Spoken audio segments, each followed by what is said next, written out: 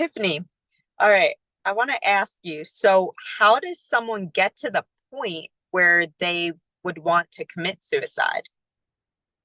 So I can speak from my perspective only, really.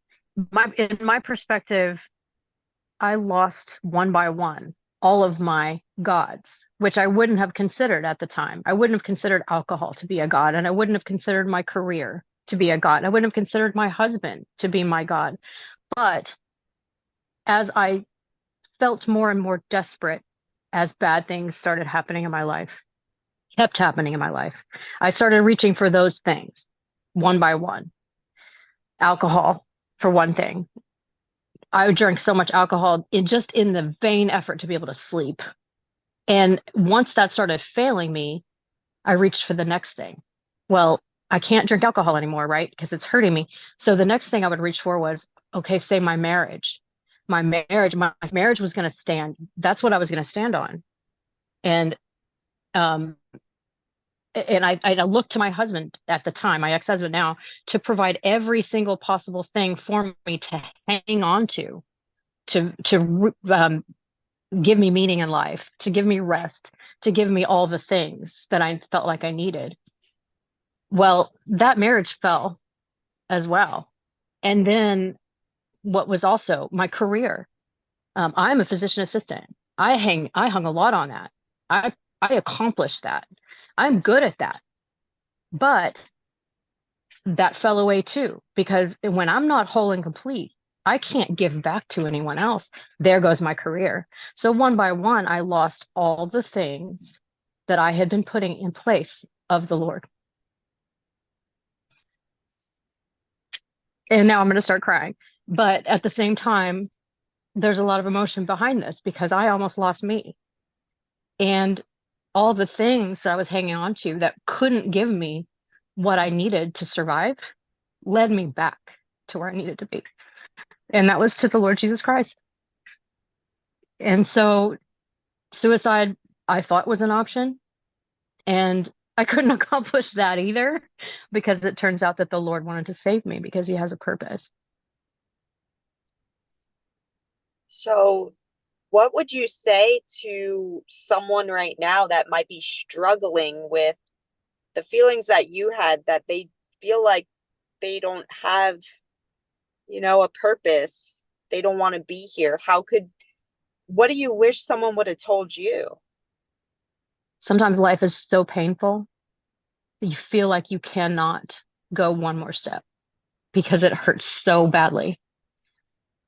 What I would tell that person right now is to sit with the pain that is inside you, to let that show you that you're alive, to know no matter what, after today, after you sit with that pain, it's not permanent.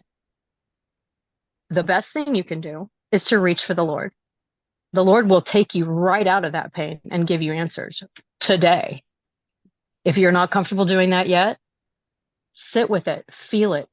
Feeling your emotions is never going to be permanent.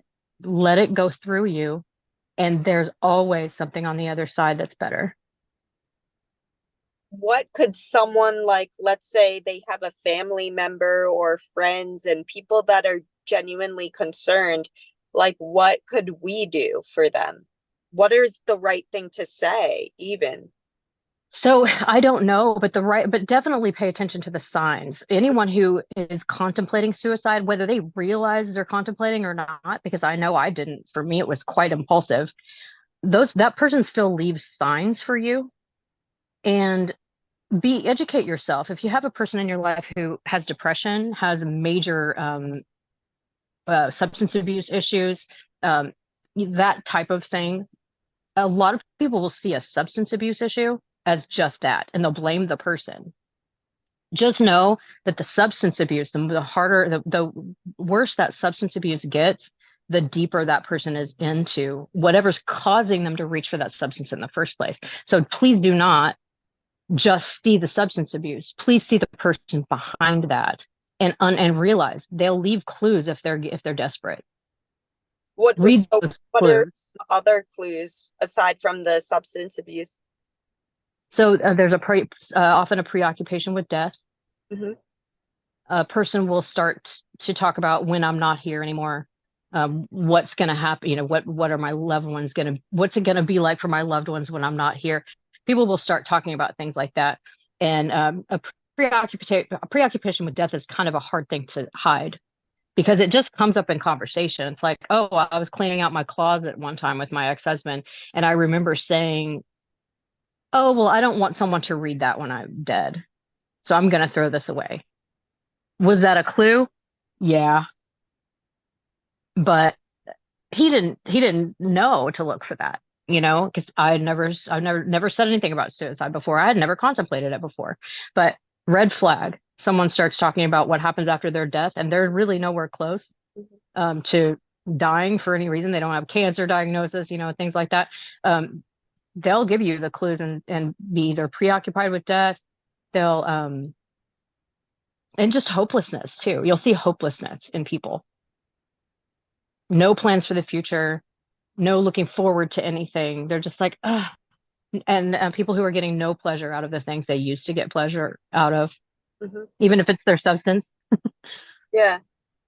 And you mentioned that like a way to get out of it is by seeking the Lord. Like you said, first, really sit with the pain, allow yourself to feel the pain because it is temporary, but also when you're ready to seek the Lord. So, like, how did that happen for you? Because you were in a pretty heavy place. How did how did it look for you to start seeking the Lord from there? For me, I was basically on my deathbed, and what I had done to myself in order to um, enact death upon myself, I guess is how you want to put it. It was inevitable. I was laying there waiting for it to take me. And something spoke to me. It must have been the Lord just speaking to me. But I said to him, Lord, please forgive me. If I am to get out of this alive, if you see fit to rescue me, send rescuers for me. If you pull me out of this, I am sorry. My whole life is now yours. Wow. Do with me what you will. And here I am. So he kept you alive. He kept me alive. I had locked the door. I don't even know how the EMS personnel got to me, but I had locked myself in the house, so I'm not sure how they got in. I still don't know. And after that moment, you meant it, what you said to God. I meant it. How did your life start to change? Like, how did you pull yourself back together from that? Well, first I woke up alive. Okay. And then I woke up alive in the emergency room and I knew God had What, saved me. what did you do? Was it alcohol or did you take pills or something? So I had mostly not been drinking up until this point. I had drank the night before, Mhm. but I took pills, and I'm not sure how much I want to share of this in public because I don't want to give people ideas. But I had taken pills, and I had also found the largest needle I could possibly find, Mhm. um, and stuck it in my radial artery. So I was bleeding out into the bathtub, just like pulsing. There goes my blood into the tub. And one or the other was going to kill me. The pills were going to at least let me go to sleep, and that's what I needed was sleep more than anything. I didn't care if I had to die. I needed to sleep. And um, then the blood loss was going to do the job secondarily, because it wasn't happening as fast. So And that's when you told God, please forgive me. In that please moment. forgive me. In that moment, I didn't take the needle out of my arm because Wow. I knew the pills were going to kill me anyway. So I just said, save me if you will, and if you save me, I'm yours. Oh my gosh. And then you woke up at the hospital. I woke up at the hospital. I don't remember a whole lot of the hospital. What I really remember was being almost to San Angelo and being in handcuffs. Okay. And at that, so from there, the shift happened. You basically made a covenant with God. Did If you save me, you can have me. And what does that mean for you now? What that means for me now is on a daily basis, I seek guidance from the Lord. I read the Bible. I go to church on Sunday. I pray to him almost constantly. He says, pray without ceasing. And I do believe unless I'm talking to another human being at the moment, I am praying. So being in constant contact with the Lord, I may get completely in a tizzy and just mad at myself and I'm not doing this fast enough. I might get quite impatient with myself, but all I have to do is take a breath and go back to him and say, Lord, guide my next step and give him the faith that knowing that he will always make sure that I have food on my table, that I have gas in my car, and that I have a place to live. He always makes sure. He has made sure every day since. Oh my gosh. I love your story. I'll just ask you one more question. Yep. Um, so now that God really has given you this second chance and you've really seen his faithfulness, what has he really put on your heart that you're here to do?